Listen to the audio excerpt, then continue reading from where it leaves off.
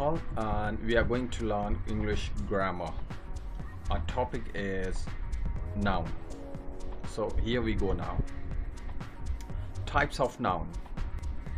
Okay, so we do have these proper noun, common noun, collective noun, material noun and abstract noun. So we are going to cover it one by one. इन सब को हम detail में देखेंगे. So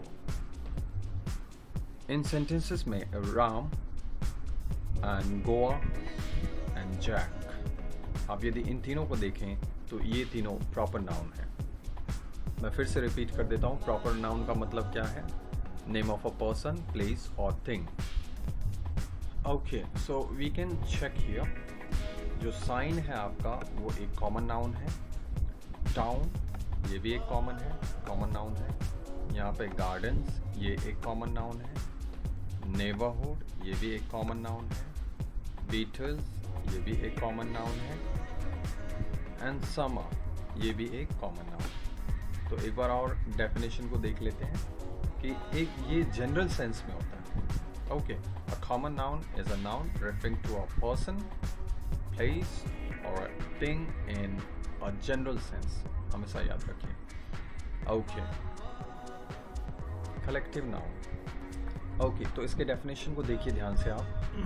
Collective noun is the name of a group of a person or thing taken together as spoken as whole, as a unit. For example, team, committee, army. तो यहाँ पे as a whole लिया जाता है आपको, as a unit, है ना? Group of person, okay, maybe group of things taken together. जैसे आप यहाँ पे first one, folk of geese. Okay, ये geese है actually, मैं इसको change कर देता हूँ. तो folk of geese है. तो यहाँ पे आप ये जो फोक है वो कॉमन हो गया, है ना? कॉमन नाउन हो गया. दूसरे वाले में जूरी, जो जूरी है ना? तो ये क्या हो गया? कॉमन नाउन हो गया. अब तीसरे वाले में जो कमिटी है तो कमिटी क्या हो गया? यहाँ पे कॉमन नाउन हो गया. ओके, मटेरियल नाउन क्या होता है? मटेरियल नाउन का मतलब होता है कोई भी चीज़ जो किसी सब्सटेंस से या मेटल से बना हुआ है. For example silver, iron, would, तो नेकलेस किससे बना हुआ है? फर्स्ट एग्जांपल में गोल्ड से. ओके, और टी सेट किससे बना हुआ है? यहाँ पे सिल्वर से. और फर्नीचर किससे बना हुआ है? थीक वुड से. तो ये सारे क्या हो गए? Material noun. यहाँ पे एक चीज़ बता दूँ, मटेरियल नाउन जो होता है अनकाउंटेबल होता है, इसीलिए इसके आगे आर्टिकल का प्रयोग ना करें और यहाँ पे सिंगुलर वर्ब का प्रयोग करें.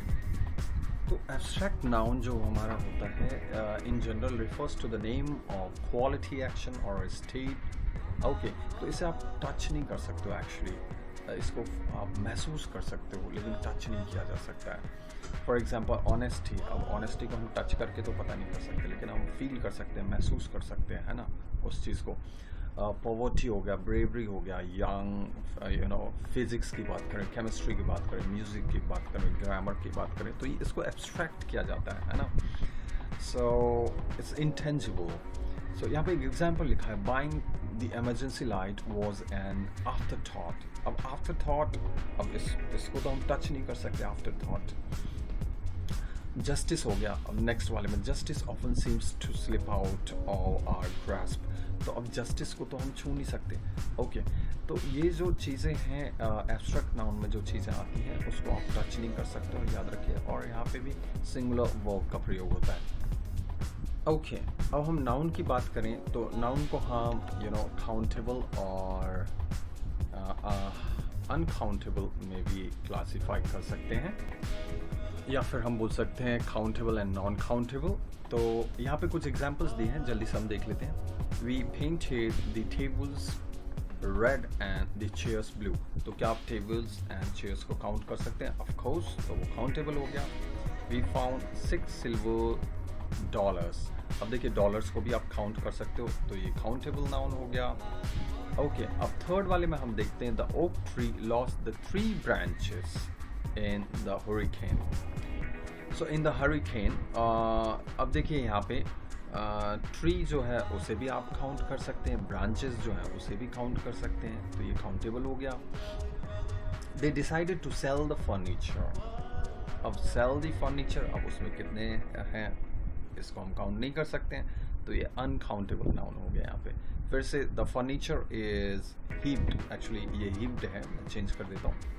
The furniture is heaped in the middle of the room, तो यहाँ पे फर्नीचर को अगेन आप काउंट नहीं कर सकते हैं। Next one, who discovered oxygen, तो ऑक्सीजन को भी आप काउंट नहीं कर सकते हैं, तो इसीलिए ये काउंटेबल एंड नॉन काउंटेबल में इस तरह से क्लासीफाई हो जाता है।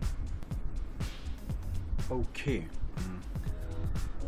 तो ये कुछ यहाँ पे मैंने नाउन लिखे हुए हैं, और याद रखिए ये हमेशा प्लूरल नाउन ही रहते हैं, इनका उपयोग आपको इसी तरीके से करना है।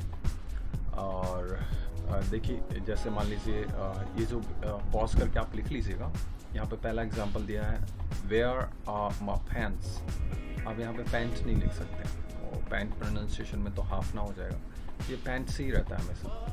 The proceeds were deposited in the court, all his assets were seized, तो यहाँ पे आप प्रोसीड्स की बात कर रहे हैं या फिर पैंट्स की बात कर रहे हैं या एसेट्स की बात कर रहे हैं, तो ये हमेशा प्लूरल में रहेंगे। तो यहाँ पे ऊपर जो भी लिखा हुआ है ये सारे के सारे जो नाउन हैं वो हमेशा आपके प्लूरल ही रहेंगे। ओके और कुछ नाउन ऐसे भी होते हैं जो देखने में तो हमें प्लूरल लगेंगे, लेकिन वो होते सिंगुलर हैं, जैसे news, innings, politics, physics, economics, ethics, mathematics और मशीन्स।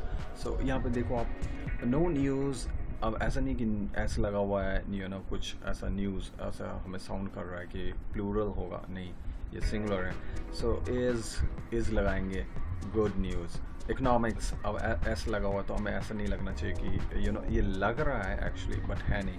ओके तो इकोनॉमिक्स के बाद हमने इज़ लगाया है। एथिक्स, तो हमें लग रहा है कि ये प्लूरल है लेकिन ये सिंगुलर है, तो हमने demand first form of verb ही रखा है, डिमांड्स, डिमांड में एस लगाया। तो इस तरह से कुछ नाउन ऐसे भी हो सकते हैं जो आपको दिखेंगे प्लूरल की तरह लेकिन होते सिंगुलर हैं, तो इसको ध्यान में रखिएगा।